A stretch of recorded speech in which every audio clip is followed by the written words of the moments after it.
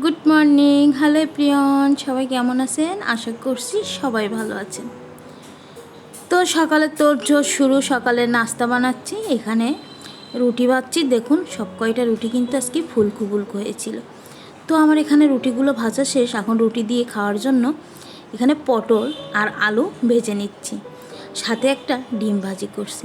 এই ডিমটা আর রুটি মেয়ের টিফিনে দেবো। মেয়ে যাবে কোচিং থেকে স্কুল করে একবারে বাসায় আসবে। তো ওকে আমি টিফিন দিয়ে দিয়েছি। এখন সে টিফিনটা প্যাক করে যাচ্ছে স্কুলে।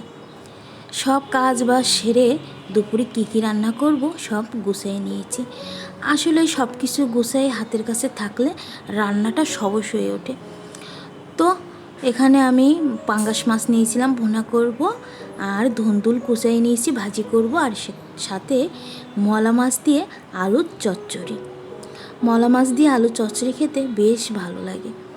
এখানে আমি ধুন্দুল রান্নার জন্য দিয়ে দিয়েছিলাম পেঁয়াজ কুচি আর কাঁচামরিচ। সেটা একটু হলুদ লবণ দিয়ে ভালো করে ভেজে নিয়েছি।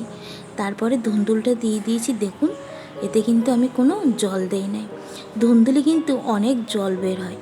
তো সেটা একটু ভালো করে টানাইয়ে ধুন্দুলটা ভাজি ভাজি করে নামাই দিয়েছি।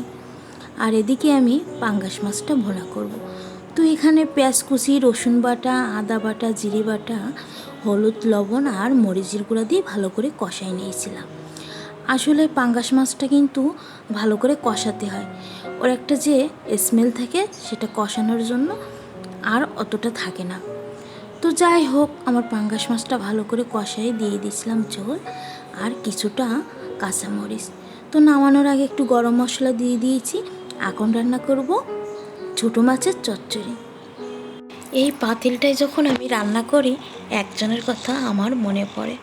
হয়তো তার সাথে আমার দেখা হয় না, খুবই কম কথা হয়, আর কখনো দেখা হবে কি না সেটাও বড় কথা।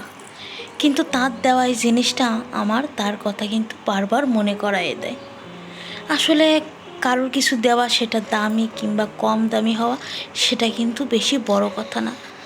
সে আপনাকে ভালোবেসে একটা জিনিস দিচ্ছে, এটা হলো সবচেয়ে বড় কথা।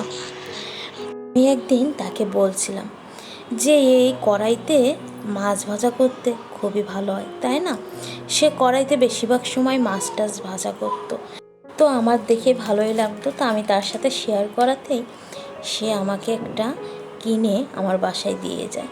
আসলে আমরা চাকরির সূত্রেই এক জায়গায় ছিলাম, পোস্টিংয়ের কারণে আমরা এখন অন্য জায়গায়। সে আমাকে অনেক ভালোবাসতো, আমিও আজও তাকে অনেক ভালোবাসি। সে আমার বোনের মতো। আসলে ভালোবাসতে গেলে না লাগে রক্তের সম্পর্ক, না লাগে আত্মীয়তা।